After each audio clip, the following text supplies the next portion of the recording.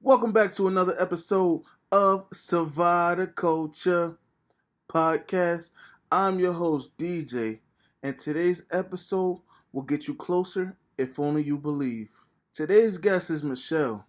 She has done so much for women empowerment throughout college campuses. She has gave them an outlet, provided different events, whether it be giving back to the homeless. She's done so much for people, and it's about time we give back to her. I originally created this podcast to give people a voice, for them to promote their business, for them to, just give their opinion on anything that's going on in the current events. And I feel like this particular interview, you learn so much from it. Half the time when I was asking the questions, I was really learning as I went. And I feel like that's so important because if I'm getting that information as the host, I can only imagine what you guys are getting as the audience. I hope you enjoyed this episode just as much as I did to create it. And let's give Michelle all the love she deserves. Shall we get to it? All right, welcome back, everybody. So we're going to get straight into it. So the first question I like to start off with talking about is, how would you describe your childhood? All right, so for me, my childhood, honestly, just thinking about that question, like, I really don't have anything like bad to say about it, which I'm forever grateful for. I was fortunate enough to have like a supportive family. So both of my parents were here for me. Both of my parents, they raised me and my other siblings as well. I grew up mainly with one other sibling. It was one of my sisters who was younger than me. And then I had three, and then my mom had three more a little later on in my childhood. But thankfully, like, it was a big family, so I always had that feeling of, togetherness, and that feeling of, like, having your family with you and your family being your number one and your priority. And along with that, like, I've always had people in my corner who were supportive of me, and like, whether it was mentors or like teachers, like, honestly, like, some of my teachers were the best. Like, my teachers, my counselors, like, they were really the best because they supported me so much. So yeah, my childhood was pretty good. Do you have like a favorite memory from your childhood? Favorite memory, honestly, probably like our family vacations. I remember one family vacation, I think we went to what was it called? It was in Pennsylvania. It was called like Lancaster, Pennsylvania. And like, it was where like all the Amish people were, and like, the Amish people, they be riding the horses, all that. So that was lit. That was pretty lit. Like, that's probably my favorite like childhood memory. It was the whole family. We went on vacation. It was really nice. Oh, that sounds like something I would love to do. I love seeing the culture. Hey, yo, me too, for real, for real. So like how as kids we're like, oh, I can't wait to get older to do this. Did you have any moments like that where you like, oh, I can't wait to get older to maybe go to this place or to be able to do this? Did that ever happen to you? So I think I had that moment when it was, oh, I can't wait to open up my own bank account. That's how it was for me. I don't know why it was mainly that, but that's how it was for me. I remember as soon as I turned 18, because I've been working for a minute. Like, I want to say I've been working since I was like 15. Honestly, like, I was just like eager to work, and like, whatever it was. I remember my first job, I worked at a camp. So I was like a camp, what do you call it? Like, I don't know, I would pretty much like mend over the little kids, and like I'd be like, their camp guide or whatever. So I was always eager to work, and like me getting the money, all of the money would go to my mom's account, even though she had like a separate account for me. But like, I wanted to see how much I was making and how much like I already had saved up and stuff like that. So as soon as I turned 18, that was like the first thing that I did, was open up a bank account. Hey, we in that together. That was probably one of the best moments. And when you get your name on something and then you get your own little debit card. Yep, that was what I was real excited about. I felt like I was so rich when I had that. I was like, oh God, we lit now. For those who don't know you, what is your nationality? So my nationality, I am Nigerian. Both of my parents are Nigerian, and we have like a little bit of island in us too. And people are always thinking, oh, are you Jamaican? Are you Haitian? I'm like, no. But yeah, mainly Nigerian. Have you traveled outside of the country? Yeah, I've traveled outside of the country. I actually went to Nigeria. That was when, I want to say I was maybe like 9 years old, from like 9 to 12. So that was a good experience for me because I got to see where my parents grew up. I got to see like, more of the culture that they were from, because before, like, I would only really hear about it and like hear them like telling me stories about it and like watching the movies, of course. But then like me actually going there, I got to see more of that. Would you consider that as your favorite place that you've been to outside of the country? No, I wouldn't consider that my favorite place because I went when I was young, so I didn't really like explore everywhere. So it was only like, a few places that I did go to. But like my dream place that like I want to go to is Greece, and it's been Greece for a very long time. Yeah, that I would probably think would be my dream place. And then also Bali, just because I do want to meet an elephant. That's, I don't know why, but Yeah, I'm scared of those. I feel like they're so peaceful. Yeah, but they huge though. They, You they are big. like, whoa. Nah, I don't blame you though. I would love to like.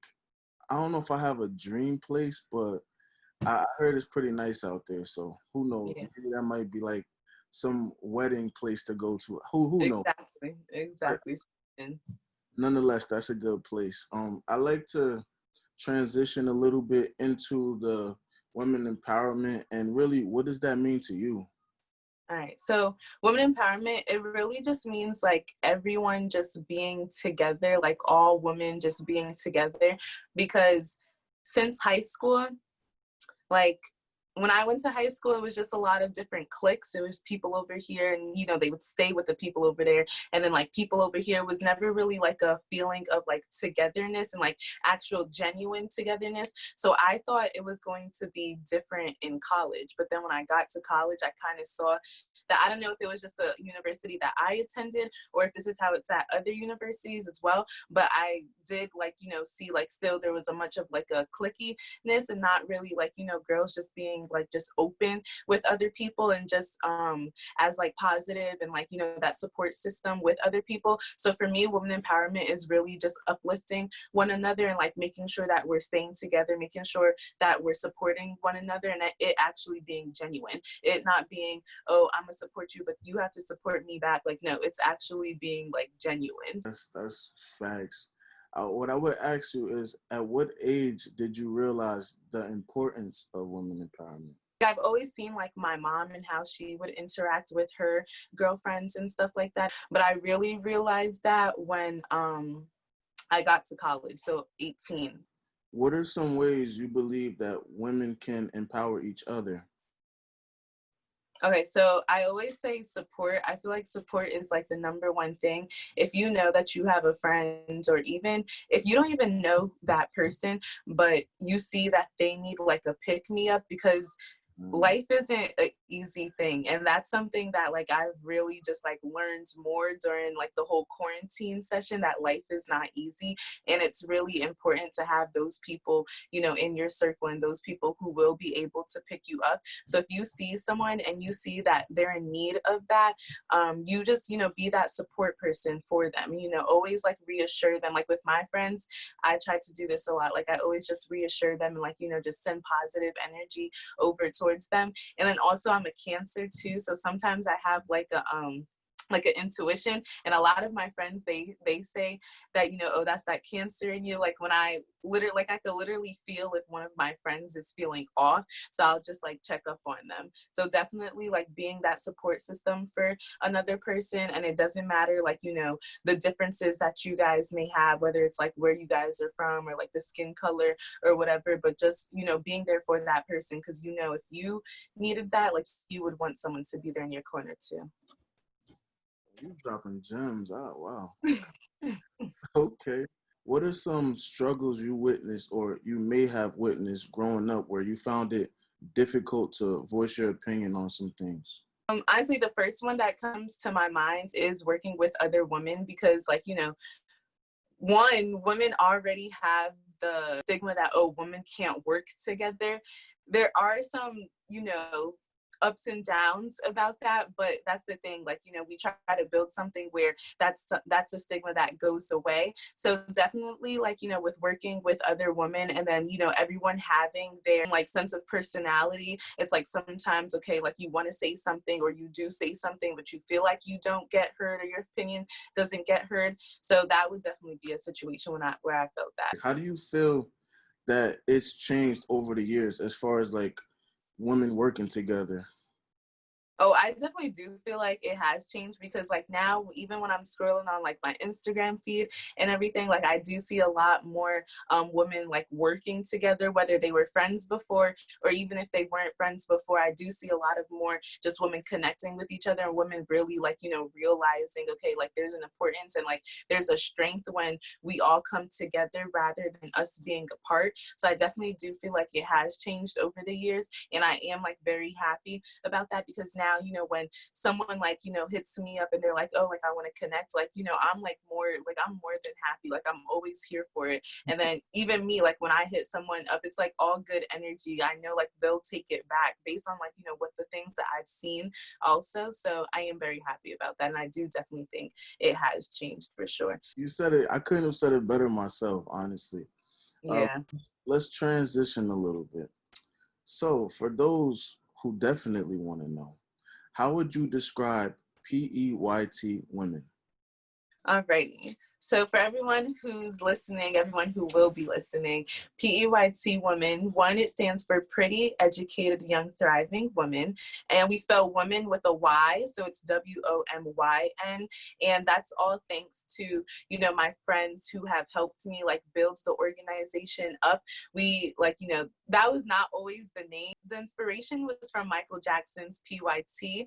So I think before it was like, oh, them P.Y.T girls, that was the name before. But then, you know, it transitioned.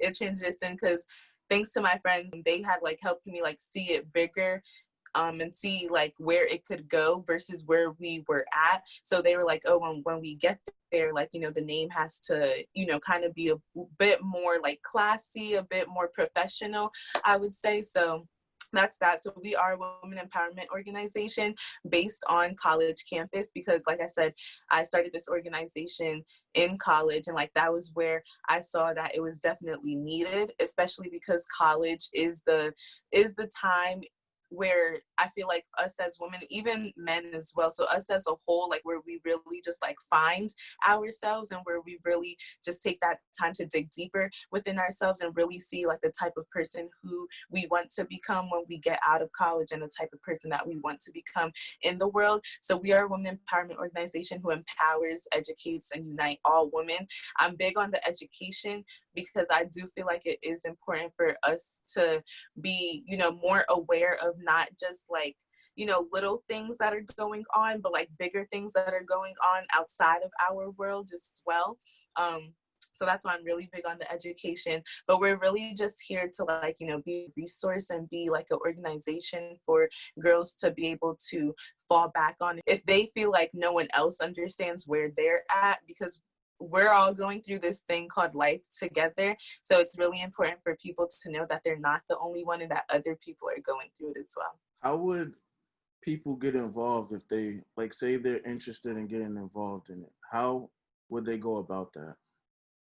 So Instagram, that's like our biggest social media page. So our Instagram, PEYTWOMYN.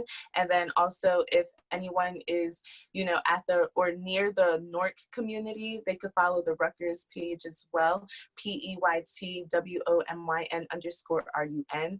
And then also you can find us on our website, www.peytwomyn.org, and just, you know, reach out, just see like the type of things that, you know, is going on our page, see what's up with our website, things like that, and like reach out if you ever wanted to like join. We have a community service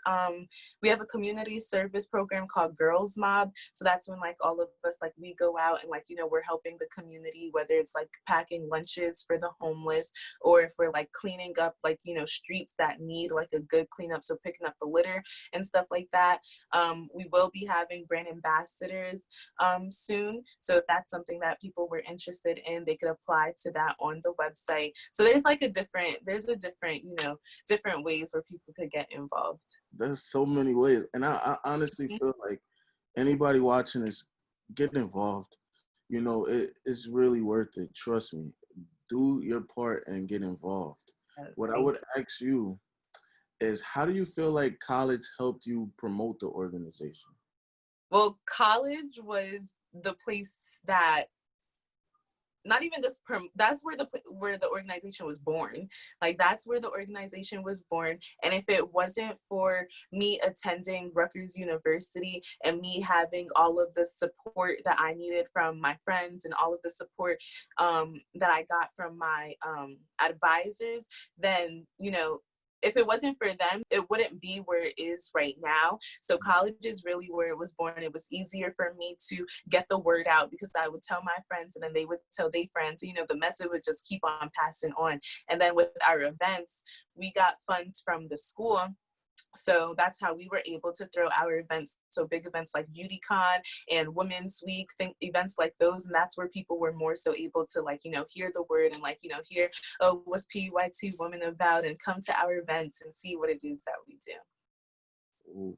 I remember attending one of the beauty cons. Now, for those who don't know, can you kind of explain briefly what exactly happens during BeautyCon? All right, so BeautyCon, this is like the most exciting event. So BeautyCon is where makeup artists, hairstylists, people who have their own clothing brands, this is where they all come together, and it's kind of like a social and networking type of event. So it's where people are able to come and see the hottest hairstylists, makeup artists in our community, connect with them, get their makeup done. Also, we just added a catwalk at our last BeautyCon, so we had a fashion show during the last BeautyCon, so that was pretty lit. So it's really just like a social, fun, and networking opportunity. And people, they come dressed up in their heels and they bomb outfits, so it's lit. It's pretty lit. I remember seeing, I forgot when it was, but I remember someone was getting haircuts. I was like, whoa. Oh yeah, fellas. Yep, we have the barbers right there for you. It's not just about the ladies. We have the barbers, getting everybody fresh. I was like, oh yeah, this is some fun right here. Yep. I hope that you're really doing this, for the community, because I feel like it's so necessary, really, just to get an outlet as, not even just as women, just as people. You know what I mean? Like, it's so much, I feel like, negative out there. So for the time that you do provide these events, it's like you give people a chance to really enjoy themselves. You know what I'm saying? Get away from whatever you're stressing about in your personal life. Come here, enjoy, learn, all of the local talent that's out here. And it's a great thing that you're doing, honestly. So definitely keep it up. I just want to throw that in there because, I like to give the flowers while they can smell it. So good job on it. Thank you. Appreciate it a lot. I like to, yeah, definitely. Oh, I trust me, I got you. I like to transition a little into something. It's like a serious topic. Not like it is a serious topic. Everything we're talking about is serious, but I really want to, make a point on this next topic, which is everything that's happening in the current events around, Black Lives Matter and the whole police brutality. So what my question would be is, what's your stance on everything that's happening these days? This is definitely a tough one because this is our people. This is really our brothers and our sisters. These are our people that are out here just getting treated as if they're worth nothing, and getting treated as if they weren't the ones who built this country and really just built this country like how it is today. Because without us, America would have been in shambles. America really would have been in shambles. So for the fact that people can just have that much of a hate inside of them, for them to just kill innocent people just because of their skin color, that's something that really just breaks my heart, because I have a relationship with God, and God always said that he never wanted people to see people for, how they look, but for their character. So it's like, dang, like, why can't we just look, set everything aside and just look, past the things that don't even really matter, and just look at, the people's character. But instead it has to be something where it's hate against people who have done nothing. See, this topic, I really could go on and on Mhm. and on. Tell me And it's like, about it. Tell me about it. it's just something that I feel like I repeat over and over. Change has to happen. Nonetheless, what are some things you think that we can do to help the cause?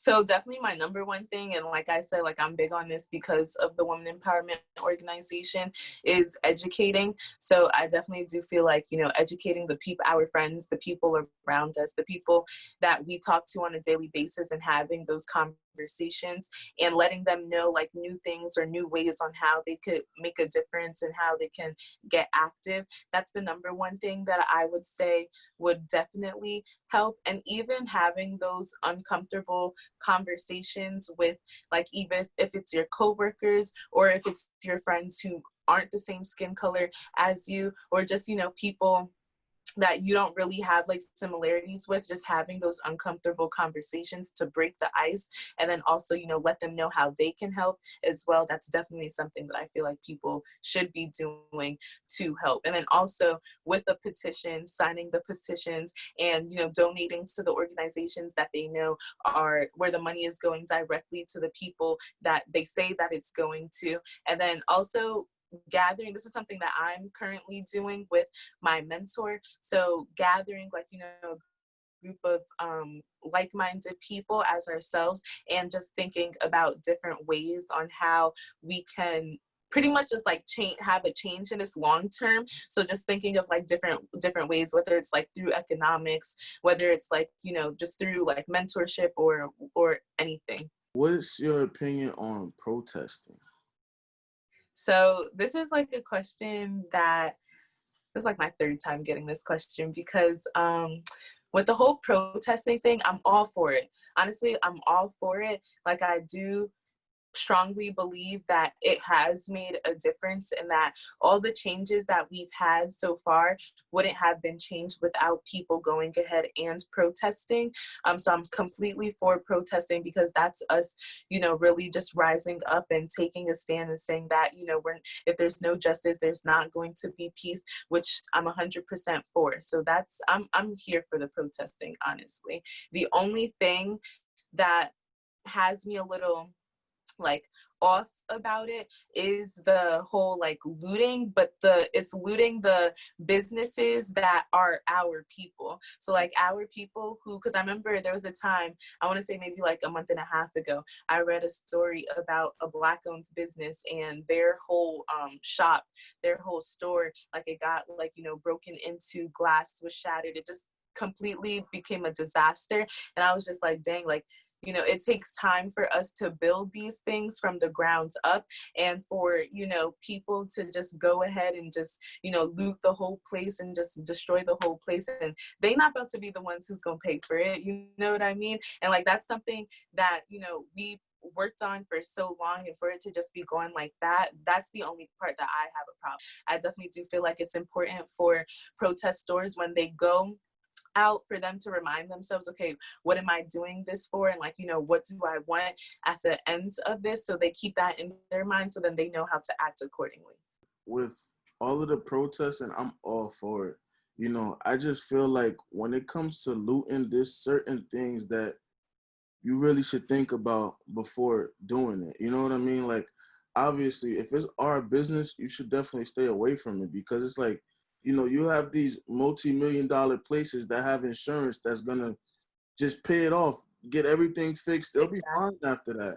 On the other hand, we the ones who's struggling to really get these small businesses, whatever the case is, like, you know what I mean? So we should not, I'm not saying we, because I don't really see our people doing it, but whoever's doing the looting, I feel like they should think twice before attacking those businesses that take so long to build.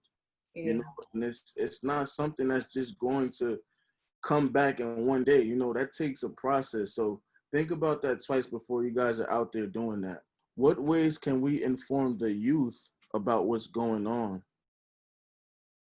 Okay, so yeah, that's a question that I definitely have thought about because I do have younger sisters.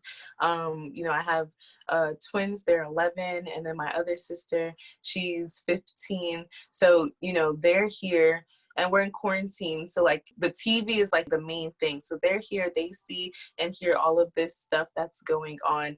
And then they're here just saying, and thinking all of these different things. So like informing them, I definitely do feel like it is our job to inform them because we are older and they do look up to us. So having those conversations, appropriate conversations where we make sure that they understand what it is that we're saying, and we're making sure that we're speaking in a way that they would understand. So definitely having those conversations with them for sure, even though they can be uncomfortable conversations at the same time, but it is needed just because they're hearing and seeing, and not even just hearing and seeing, but they're living this because it's happening in our time now. So definitely having those conversations with our youth and educating them, and just like teaching them and just telling them, especially for people who are black and brown, your siblings, like they're like, oh, like, dang, like, why do these people have to be doing this to us? Like, what did we do? Just giving them that sense of comfort and that assurance, to make sure that they know that it's not our fault why this is happening to us. My biggest fear is raising a kid during these times, because it's damn near impossible if you think about it, because it's so much they will witness growing up, and it's like, how do I tell them that no matter what they do, it's never good enough in the other people's eyes, and that's questions that I ask myself daily, like, wow, this is the reality of it, and it's like, no matter what, people that aren't in our shoes won't understand that, and it's just a matter of, even if they don't understand, just educate yourself a little to know what it's possibly like.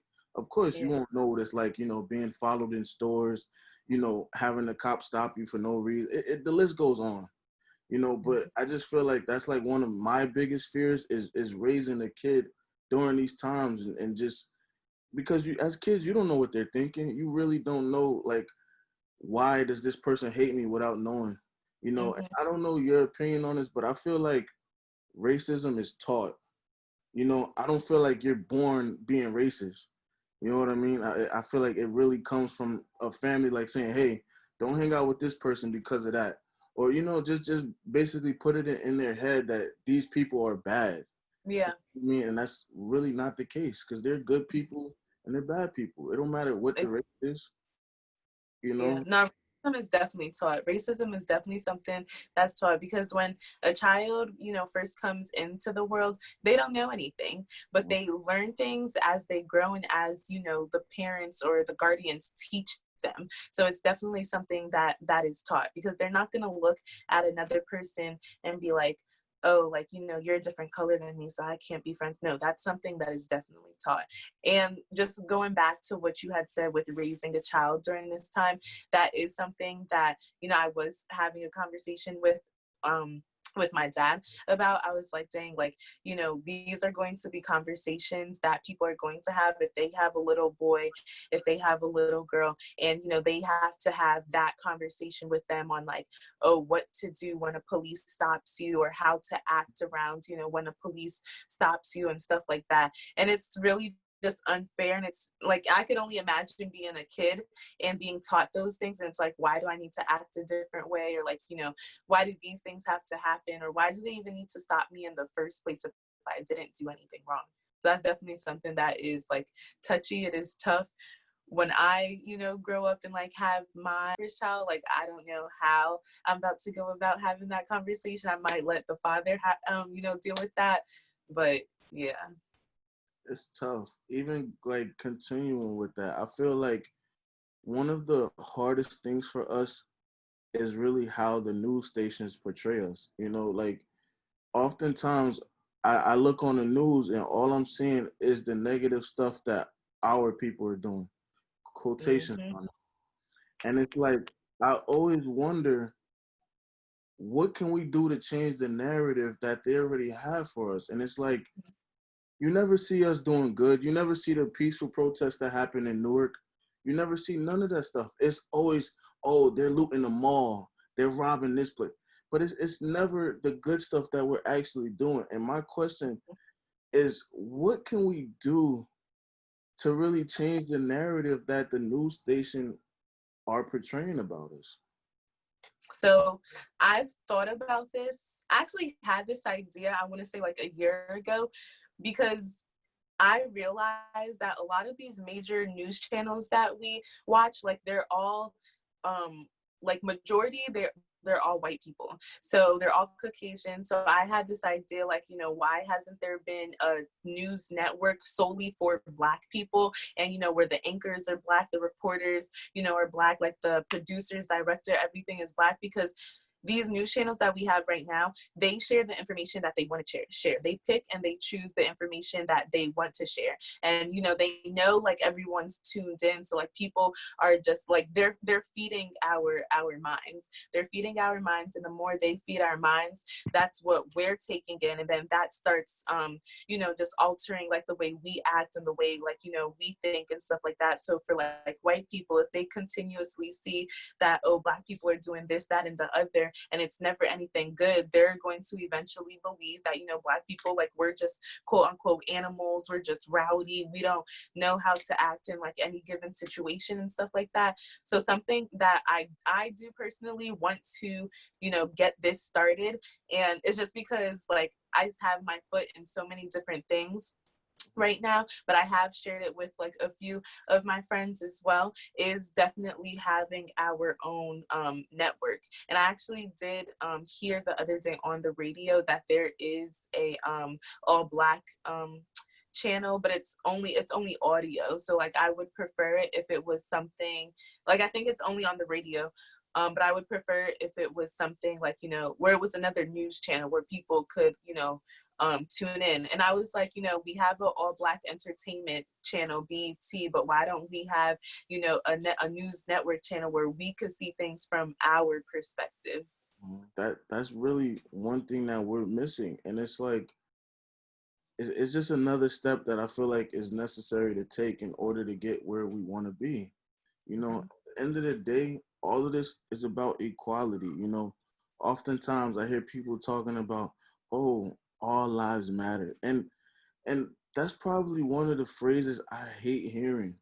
You know what I mean? Because it's just like, that's impossible if we don't matter. You know what I mean? Like, Exactly. it's like you can't sit here and you know, say that phrase, oh yeah, all lives matter. Like, yeah, we get that. That's the point. It all, like, all lives should matter, but it can't if they're still looking down upon the Black lives. That's why Mm-hmm. we matter. There's no reason why you have these officers, you know, that get away. Like, for example, with the George Floyd situation. Like, I was watching online, one of the officers is literally in shopping stores buying Oreos, just walking free. And I'm just like, obviously, I'm not the person, I'm never going to wish bad on nobody. But there's no way someone like that is just walking free and no one they didn't do anything. Mm-hmm. Like, you know what I'm saying? And like I said, I'm not one who's saying, oh yeah, go do something to him. That's not me. But let's just say the roles were reversed. Something would have happened if a Black person did it and a white person seen them at the store. That allows for other white officers to think they could do things like that.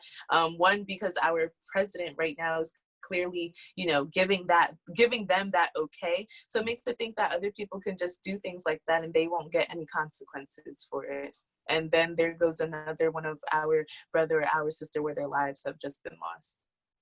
Exactly, because it's like the people that's dying could be related to you. You know what I mean? And that's the part that I feel like is being missed the whole, like, the most. Like, these are people that can be in your family that's just gone because of people just not caring. Like, they don't care about our life.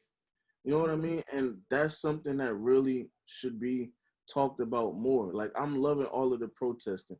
And I know how you mentioned about the president. So we all know that, you know, the whole presidential race is coming up. And recently, I don't know if you heard about it, but Kanye's talking about he's running for president. Now, Was that for real, for real?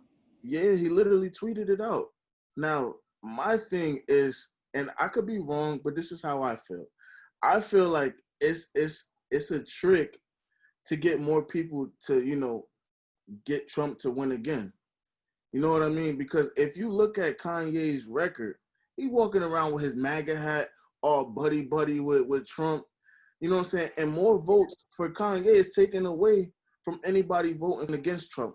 And it's like, I hope people are not falling for this. Like that's really what's been worrying me is the fact that they will actually use their vote to vote for him.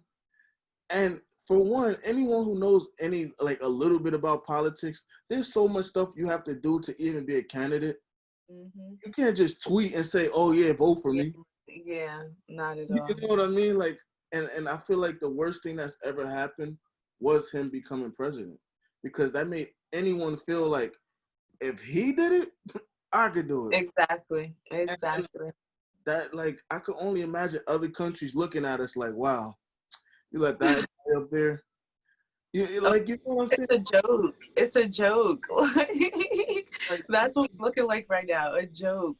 I'm like, please, people, do not fall for it, man. Mm. I get it. It would be nice to have an artist up there. Who wouldn't want someone that, that's another black man, that's a president? Everyone who's out there, please go out there and vote, man, because whether you feel your vote matters or not, vote. It takes a second. You go somewhere, you press what you got to press, and you out the door. Yeah, but my number one thing is though, before you do go out there and vote, make sure you do read up on the candidates who are running. That's actually because we have the 7th district voting going on tomorrow, July 7th.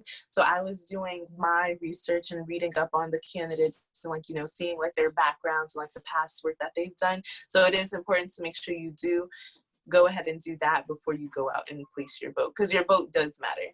Like your vote does matter. Our ancestors did not, fight this hard. They ain't fight for nothing for us to, be able to vote and not do anything with it. I agree. There's so many people around my age group, and like I'll ask them, "Hey, did you vote?"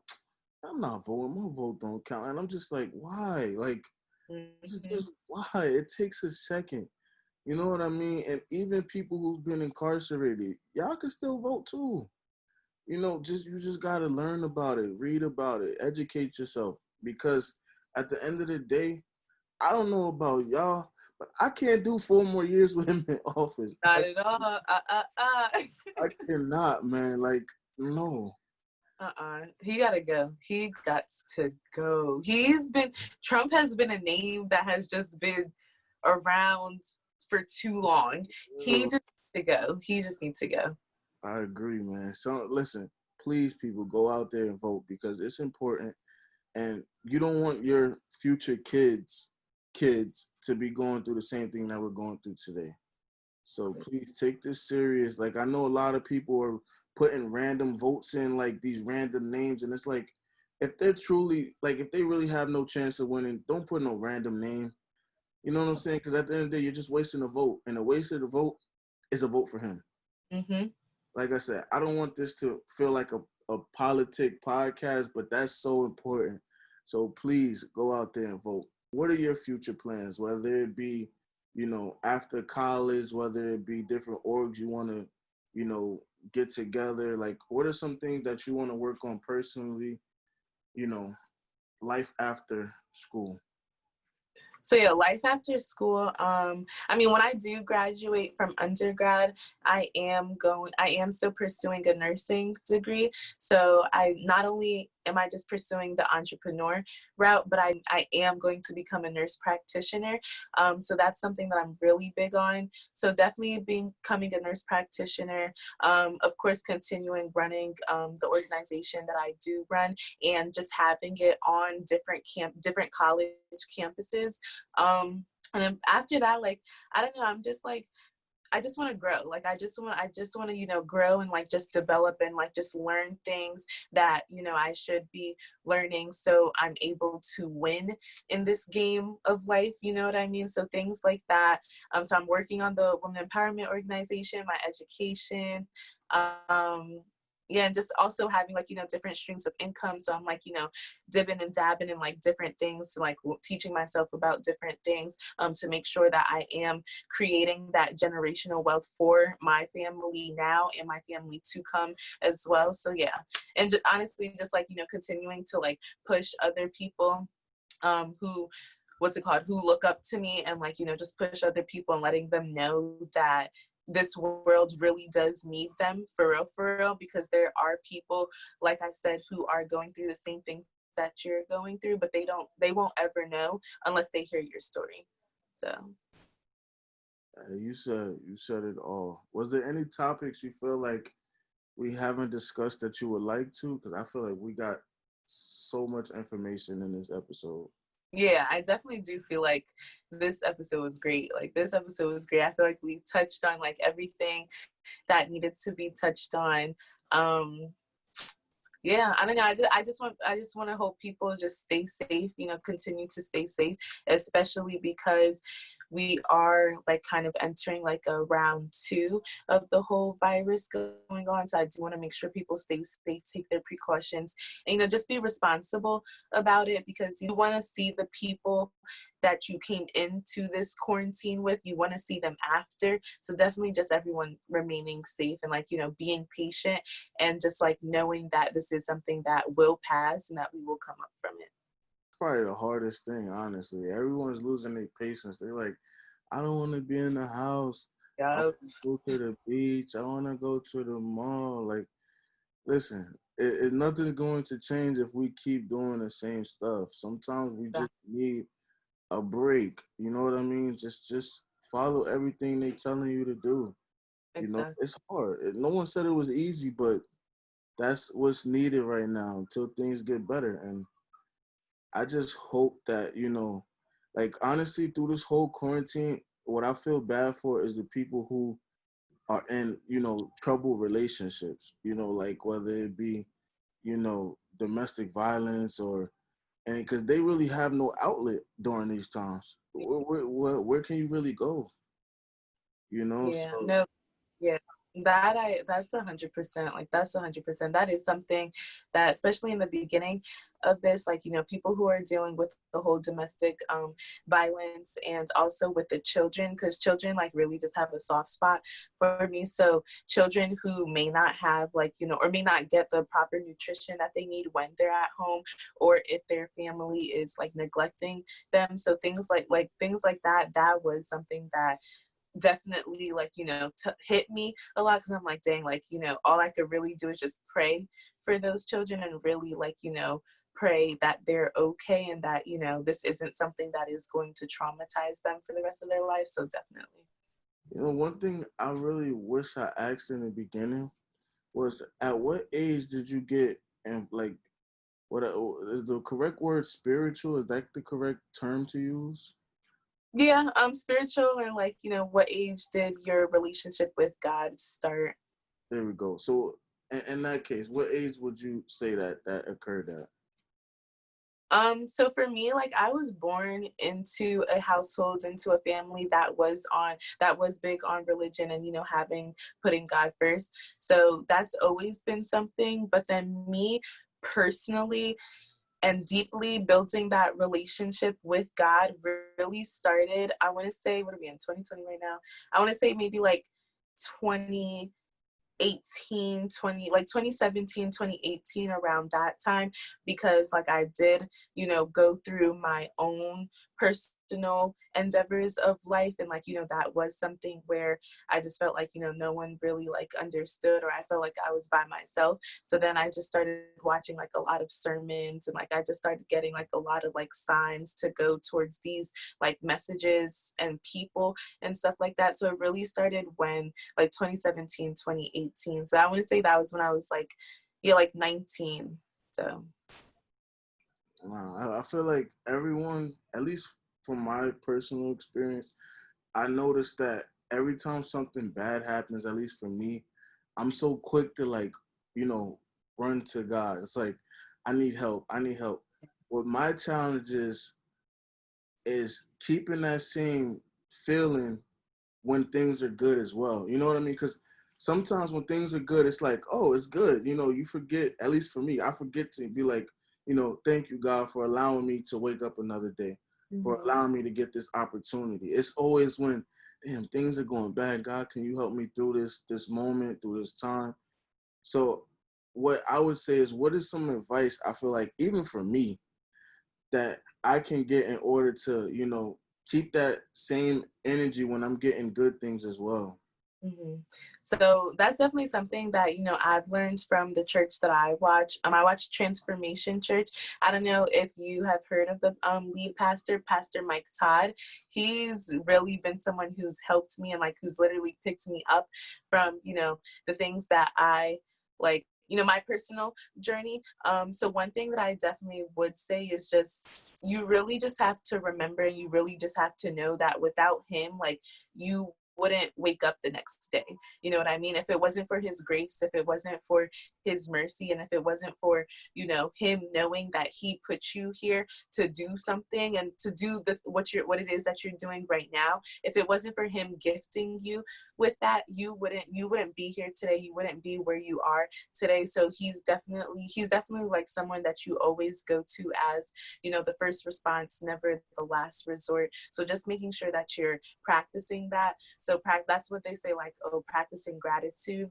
So that's something that I started doing a lot during this quarantine, just waking up and really just like taking a moment.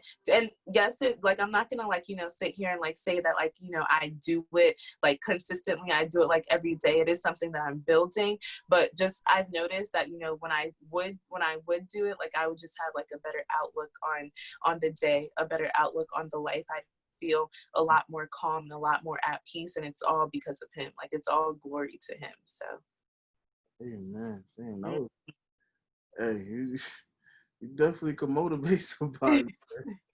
Listen, this episode was amazing. Like, it was. thank you for this. This is an episode that I would definitely look back on. Like, I'm thankful for it. So I Thank you for having me. Thank you for having me. This was a great experience. I really liked this a lot. man, this appreciate, like, I really appreciate it. Like, for me, when I first made this whole Survive the Culture podcast, is really to give a voice to us. You could tell in the name, we're trying to survive every day. Yes. That's really what it's about. And I want to give everybody a voice, man. Like, at the end of the day, you should know that your voice matters and your voice is important. It's a key tool if you use it the right way. So, with saying that, I appreciate you for just everything that you do, whether it's in society, in your personal life. Just thank you, and please keep that up. And like I said, I hope the family's safe, and I really want to end this on the most brightest note. I never done this, but is it a way we could end it with a prayer? Is that possible? Oh yeah. Oh, we could definitely do that. Oh wow. You have to do it though, because I'm not good at this. I'm gonna be honest with you, I'm not good, but I will definitely do what I have to do to listen. Oh yeah, for sure. Yeah, this is I'm actually happy that you said that, because like this is something that I've been practicing literally a few months ago. I want to say maybe like January, February time. Like, I wasn't the best at praying. But then like one of my friends, she actually like really helped me with that. Then over time, like it really just like came. So yeah, I'm more than like, happy to end it off with a prayer. I'm ready when you are. Yes. All right. Let's do this. All right. Father God, I want to thank you today, not just thanking you today for the wonderful podcast that we just had, Lord, but for waking us up, oh Father God. For we know that tomorrow, the next day, is never promised, Lord. So Lord, I want to thank you and show my gratitude and give all the thanks to you, oh Father God, for breathing into our lungs and allowing us to open our eyes into the next day, oh Father God.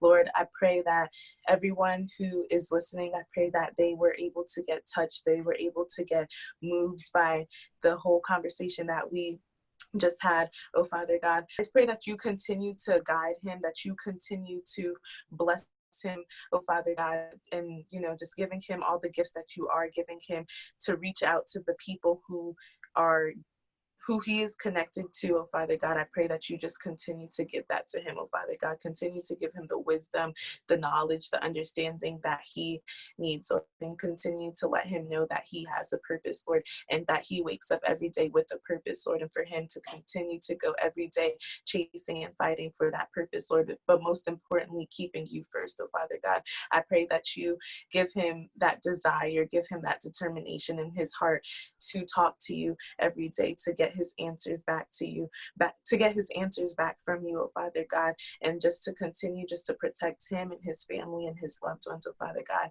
And Lord, I just praise you and I thank you, Lord, and I pray that tomorrow and the rest of this week and the rest of the days to come, oh Father God, that we just continue to walk in your way, Lord, the way that you would want us to do it, Lord, and that we continue on both ends to just continue to inspire and continue to touch and continue to motivate the people that we are connected to, Lord. And when people look at us, that they see the work that you are doing through us, oh Father God. So Lord, I give all the thanks to you, oh Father God. I thank you and I praise you, Lord. In Jesus' name we pray. Amen. I feel touched after that one. I really So did. what? I feel touched. I felt that. I really did. I feel like I really needed that right there because I haven't done it in so long. Like to how it was just now. Like I really wow. Damn, that's great. Wow, wow. I really needed that. I really appreciate that right there. Of Listen, course. like I said, I thank you. Wow. It's the first time I'm speechless, man. Hey, listen, you did your thing on this, man. You really did. Thank you. I hope Thank everyone out there stays safe. Yes. And hey, let's end it on a high note. Everyone be safe. Yes. Everyone be safe.